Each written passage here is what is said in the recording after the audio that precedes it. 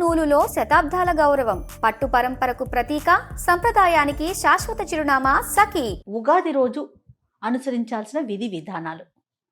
ఉగాది అంటే ఒక సంవత్సరానికి లెక్క పెట్టుకోవడం మొదలు పెడితే లెక్కలో మొదటి రోజు. ఎప్పుడప్పుడు లెక్క పెట్టుకోవాలి కదా, ఇంతకాలం అయింది అని వారాలు నెలలు పెట్టుకున్నట్టే సంవత్సరాలు కూడా పెట్టుకునేది. అది నక్షత్ర గమనాన్ని అనుసరించి ఇది శాస్త్రీయమైనటువంటి అంశము అని చెప్పి ఈ చైత్రమాసంలో మొదటి రోజున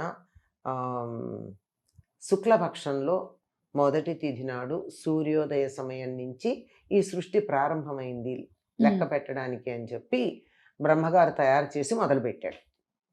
అలా పెట్టినప్పుడు ఎప్పుడూ కూడా మనం ఇంగ్లీష్లో కూడా మాట అనుకుంటాం, first impression is the best impression. ప్రారంభం ఎలా ఉంటుందో తర్వాత కూడా అలాగే ఉంటుంది అని.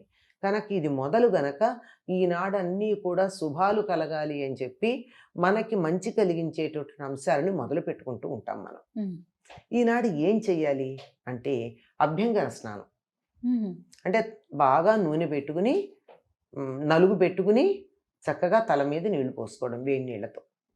అంటే మిగిలిన రోజుల్లో నీళ్లు పోసుకునే వాళ్ళు కూడా వాళ్ళు వేడి నీళ్లు పోసుకోవాలి. ఇది అభ్యంగన స్నానం. అభ్యంగన స్నానం అయిన తర్వాత కొత్త బట్టలు కట్టుకోవడం. సాధారణంగా తెలుగు వాళ్ళు ఏ పండక్కి కట్టుకున్నా కట్టుకోకపోయినా సంక్రాంతికి ఉగాదికి మాత్రం కొత్త బట్టలు. సంవత్సరానికి 2 జతలన్నా కొనుక్కుంటారు కదా, అదే కదా, ఎంత ఉన్నా లేకపోయినా. కనుక తప్పనిసరిగా కొత్త బట్టలు ఇవి ధరించిన తర్వాత దేవుడికి నమస్కారం చేసుకోవాలి. వీలైతే దేవాలయానికి వెళ్ళి, లేకపోతే ఇంట్లో అయినా. ఇది అయ్యాక ఉగాది పచ్చడి దేవుడికి నివేదన చేసింది తినాలి. ఈ ఉగాది పచ్చడి విశిష్టత అంతా అందరికీ తెలిసినటువంటిది. 6 రుచులు ఉంటాయి, ఆరోగ్యాన్ని కలిగిస్తుంది. అది గనక స్వీకరించినట్టయితే మనకి సంవత్సరంలో చాలా ఆరోగ్యంగా ఉంటుంది అని అది ఉగాది పచ్చడి తీసుకోవాలి. అయిన తర్వాత ఇంటి మీద ధ్వజాన్ని ఎగరేసే పద్ధతి ఉండేది, మనం ఈ కాలంలో మానేస్తాం. ఎందుకు ఎగరేస్తాము అంటే సంతోషాన్ని, విజయాన్ని సూచించటానికి ఇంటి మీద జెండా ఎగరేస్తాం. ఇప్పుడు మనకి ఎందుకో తగ్గింది, ఒక దేవాలయాల్లో మాత్రమే ఉంది, ఇళ్లలో చేయటం లేదు మనం. ఆ పైన ప్రధానంగా మిగిలిన పండగల్లో లేనిది ఒకటి ఉగాది పచ్చడి తినడం, మరొకటి తర్వాత చేయవలసింది పంచాంగ శ్రవణం. పంచాంగ శ్రవణం అంటే తిథి, వార, నక్షత్ర, యోగ, కరణాల గురించి తెలియచెప్పేది పంచాంగం. ఈ 6 ఇలా తెలియచెప్పేటటువంటి 6 కాదు, పొరపాటమ్మా, ఈ 5 అంశాలని తెలుసుకోవడం అన్నది ఏదో కళ్యాణ గుణావహం అని చెప్పి కళ్యాణ గుణాలు కలిగించేటటువంటిది, శుభాన్ని కలిగించేది, అశ్వమేధ యాగం చేసిన ఫలితం, గంగా స్నానం చేసిన ఫలితం, ఇవన్నీ ఇస్తుంది పంచాంగ శ్రవణం అంటారు. పంచాంగంలో ఈ తిథి, వార, నక్షత్రాలు తెలుసుకోవడం వల్ల ఒక్కొక్క దానికి ఒక్కొక్క ప్రయోజనం ఉందని కూడా చెప్తారు. ఇప్పుడు మన పంచాంగ శ్రవణం చేసే వాళ్ళు చెప్తారు గనక ఆ వివరాలు అక్కడ విందాం. అయితే ఇవి ఎందుకు వినాలి అనేది కదా మనం తెలుసుకోవాలి. ఈ పంచాంగ శ్రవణంలో ఏం చెప్తారంటే ఈ సంవత్సరం మొత్తానికి రాజెవరు, మంత్రి ఎవరు, సేనాధిపతి ఎవరు, ధాన్యాధిపతి ఎవరు, రసాధిపతి ఎవరు, నీరసాధిపతి ఎవరు అని ఇట్లా మొత్తం అన్ని విషయాల్ని అవన్నీ తెలుసుకోవడం వల్ల ఏం జరుగుతుందంటే సంవత్సరానికి కావాల్సినటువంటి మన పనులకి ప్రణాళిక వేసుకోవడానికి వీలవుతుంది. ఎందుకంటే ఈ సంవత్సరం ఏ పంటలు బాగా పండుతాయి అని చెప్తే ఆ పంట వేసుకుంటారు. ఈ పంట సరిగ్గా ఉండదు అంటే అది మానేస్తారు. అలాగే ఈ వస్తువులు ఖరీదుగా ఉంటాయి అంటే వ్యాపారస్తులు కొని పెట్టుకుంటారు కదా. అందుకని ఒక సంవత్సరానికి కావాల్సిన ప్రణాళిక వేసుకోవడానికి అనువుగా ఉంటుంది ఈ పంచాంగ శ్రవణం.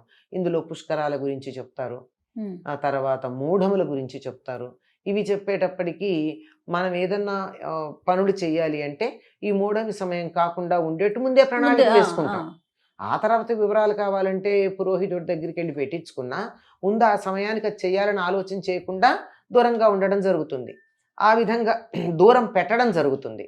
ఆ విధంగా ఒక సంవత్సరానికి ప్రణాళిక. ఈ మూఢమి అవి ఉంటాయని ఇవి కూడా చెప్తే ఏ సమయంలో ఉంటాయో తెలిస్తే ఆ సమయంలో మనం ఏ పనులు చేయడానికి నిర్ణయించుకోకుండా జాగ్రత్త పడతాం.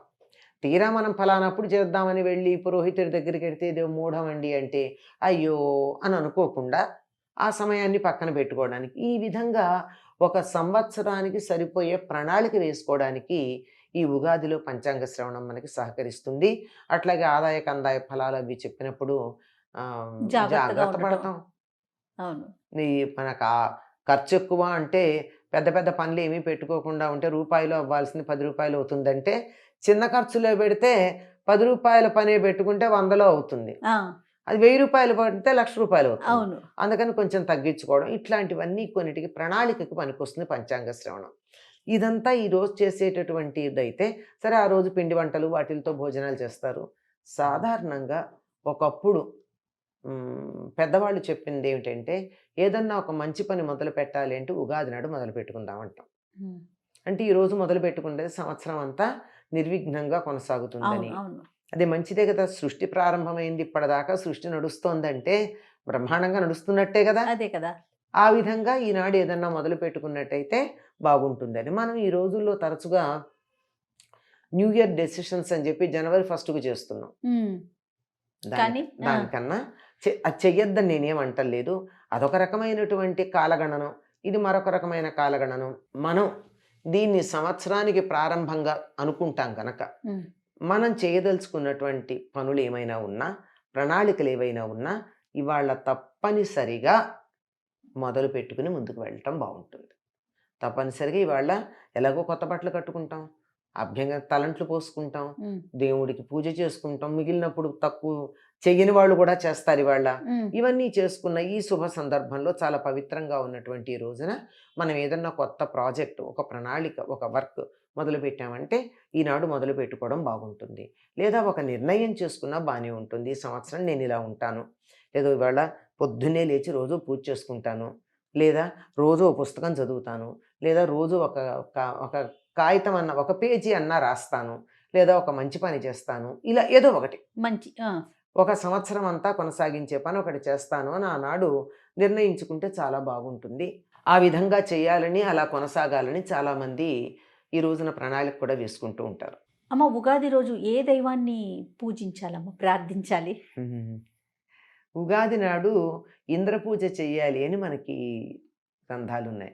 అక్కడ ఇంద్రుడు అంటే విష్ణువు అనే అర్థం. ఆహా. వైదిక పరిభాషలో, అంటే వేదాలకు సంబంధించిన పరిభాషలో ఇంద్ర శబ్దానికి విష్ణువు అని అర్థం. ఆ రోజున విష్ణువుని పూజించాలి అని చెప్పారు. విష్ణువుని పూజించాలంటే విష్ణువు యొక్క ఏ అవతారాన్నైనా పూజించవచ్చు. ఉమ్. రాముడో, కృష్ణుడో, ఏ రూపంలో ఉన్నటువంటి ఆయనైనా పూజించవచ్చు. శాస్త్రం ప్రకారం విష్ణువుని అంటారు. అని ఉంది. అంటే ఆయన రూపమే కదండి, రాముడు అంటే విష్ణువు యొక్క అవతారమే అవునవును, కదా. అవును. అట్లా ఏదైనా సరే మన ఇష్టదైవాన్ని ఆనాడు పూజించుకోవాలి. ఎందుకంటే ఈనాడు ఏం చేస్తే సంవత్సరం అంతా అదే అవుతుందని ఒక విశ్వాసం ఉంది మనకి. అవును. అందువల్ల ఇవాళ పూజ చేయకపోతే సంవత్సరం అంతా కష్టమే పూజ. కనుక ఇవాళ పూజ చేద్దాం, సంవత్సరం అంతా మనం పూజ చేసేటటువంటి పూజ కొనసాగుతుంది. మంచి నిర్ణయాలు తీసుకుని మంచి పనులు చేసి ఆ పూజ మొదలైనవి చేసినట్టయితే సంవత్సరం అంతా వాటితోనే కొనసాగి అన్ని రకాల శుభాలు కలుగుతాయి. తప్పకుండా.